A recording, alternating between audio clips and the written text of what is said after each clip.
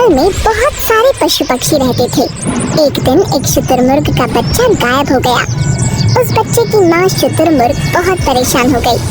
वो इधर उधर भागकर अपने बच्चे को खोजने लगी।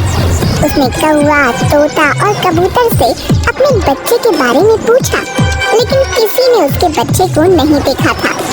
वो सभी शुतुरमुर्ग को नकारात्मक उत्तर ही दे रहे थे।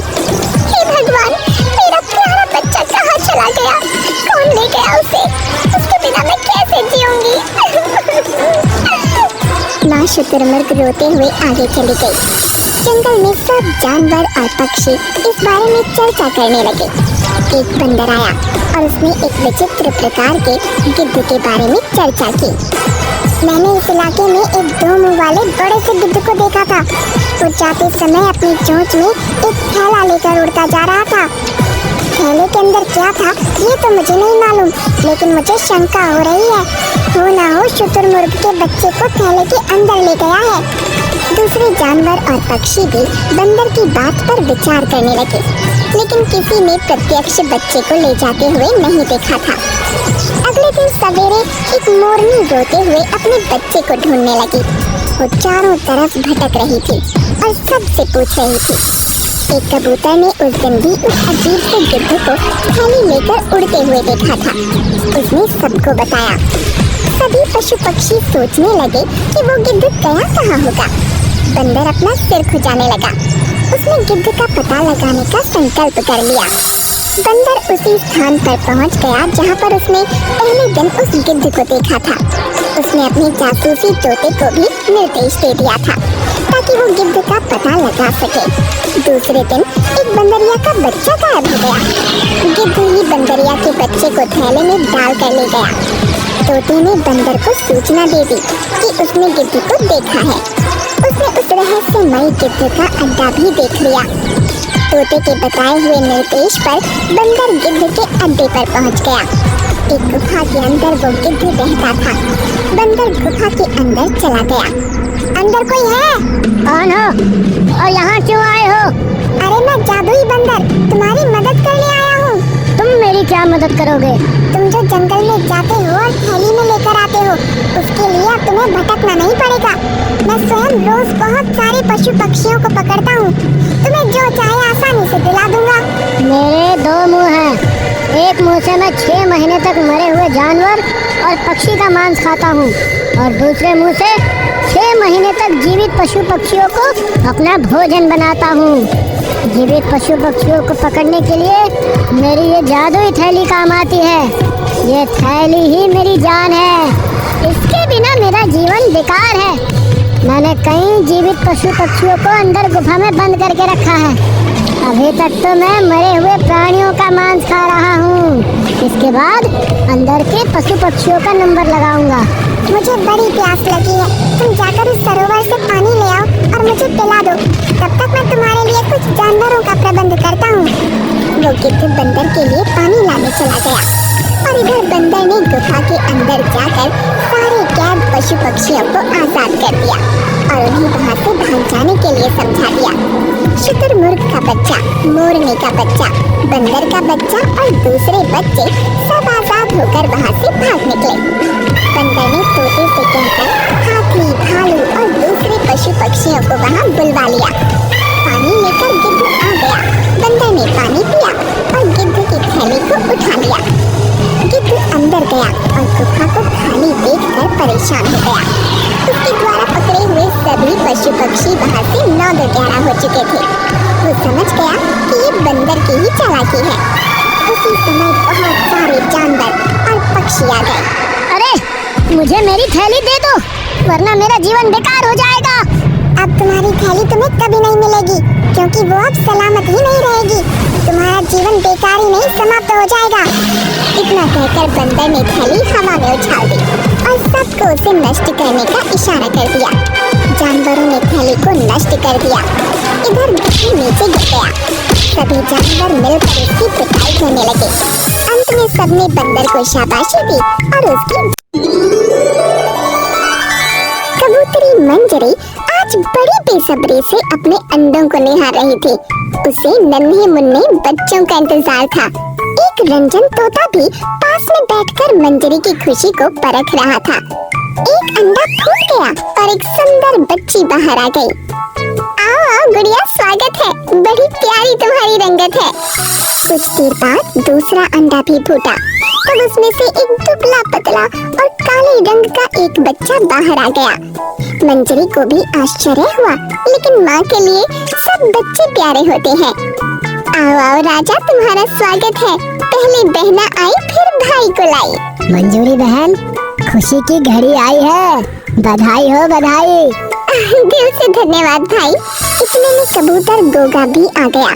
बच्चे को देखकर तो वह खुश हो गया, लेकिन बच्चे के काले रंग और कमजोरी को देखकर वह मुंह बिचकाने लगा।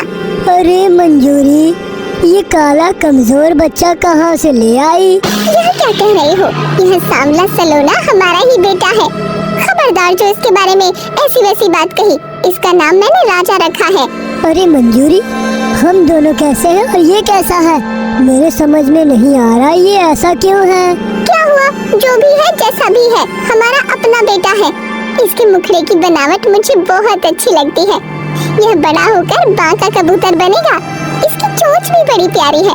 तुम्हारी सोच बड़ी प्यारी है। माँ की सोच ऐसे ही होती है, उसे अपने बच्चे सबसे ज्यादा प्यारे लगते हैं। मंजरी कबूतरी ने बड़े प्यार से दोनों बच्चों को पालना शुरू कर दिया। दोनों बच्चे कुछ बड़े हो गए थे और आसपास के चिड़िया के बच्चों से घुलना मिलना चाहते थे।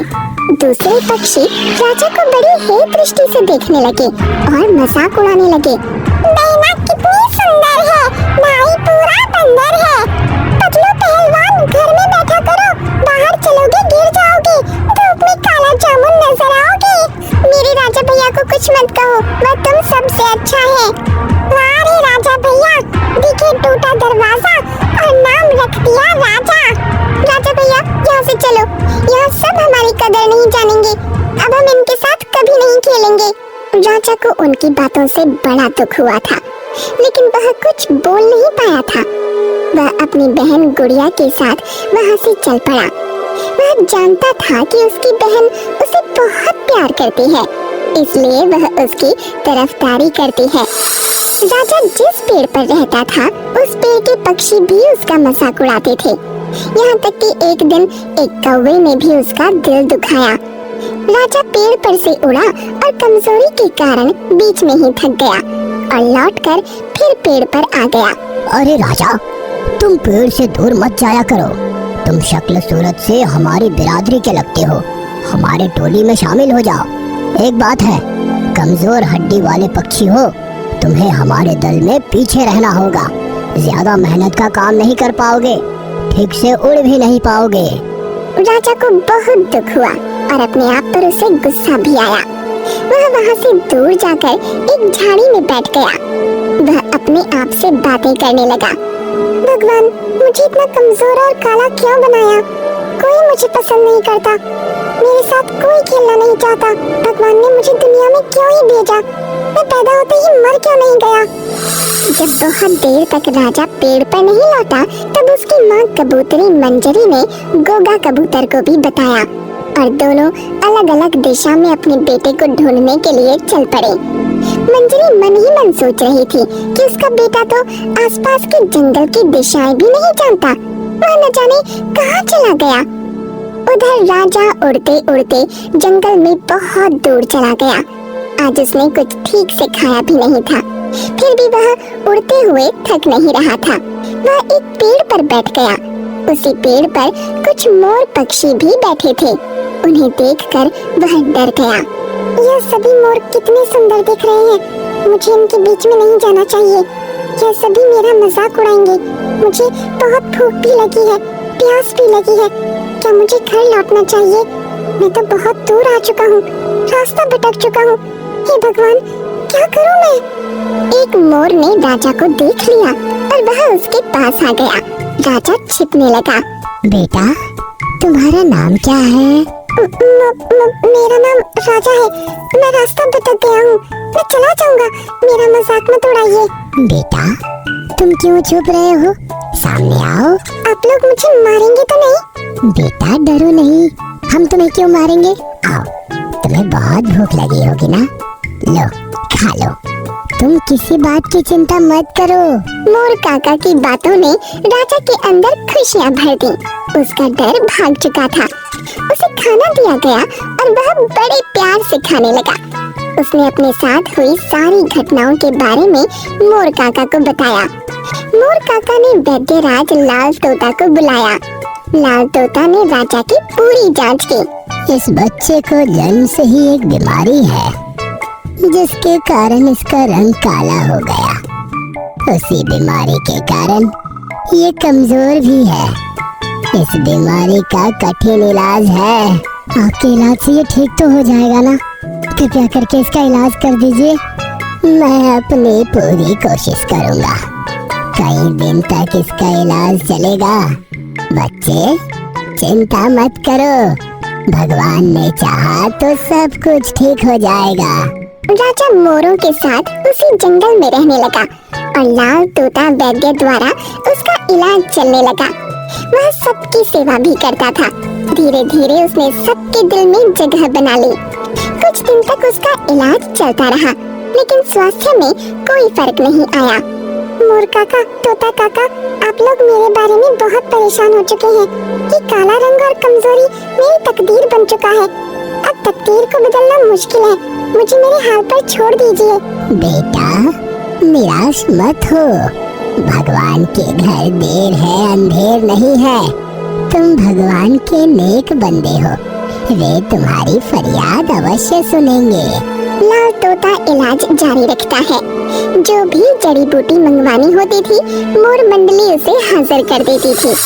एक दिन अचानक राजा ने नदी के पानी में अपना चेहरा देखा तो उसे यकीन नहीं हुआ। उसका रंग साफ हो गया था और चेहरे पर चमक आ गई थी।